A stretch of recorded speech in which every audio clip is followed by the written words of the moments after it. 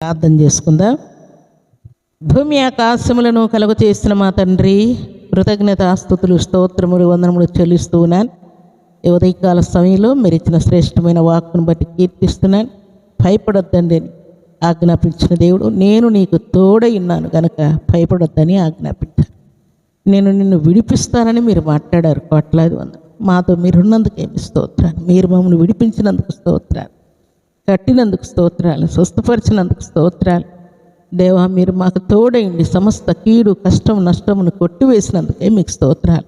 ఈ మాటలు మీ బిడ్డలందరికీ దీవెనకరంగా ఉంచినందుకు స్తోత్రాలు. వారి విద్యాబుద్ధుల్లో, వివాహంలో, సంతానములో, తండ్రి బిజినెస్లో, ఆయన అన్ని విషయంలో మీ కృపను నిండుగా మీ బిడ్డలకు అనుగ్రహించి అపవాది కలిగించే ప్రతి ఆటంకము నుండి మీ బిడ్డల్ని విడిపించినందుకే, ఘనకార్యం జరిగించినందుకే మీకు స్తుతులు చెల్లించుకుంటూ ఈ ఉదయకాల దీవెనల ఆశీర్వాదం సమృద్ధిగా మీ బిడ్డలకు ఇవ్వమని, ఈ దినం బర్త్డేలు, మ్యారేజ్ డేలు జరుపుకున్న బిడ్డలకును దీవెన, ఆశీర్వాదం, శుభం దయచేయమని ప్రార్థిస్తూ శ్రేష్టమైన శక్తి గల మీ నామానికి స్తుతులు చెల్లిస్తూ మీ బిడ్డల్ని మీ కృపగల హస్తములకు అప్పగించుకుంటూ యేసుక్రీస్తు పరిశుద్ధమైన నామములో స్తుతించి ప్రార్థించి అడిగి వేడుకుంటున్నాము తండ్రి.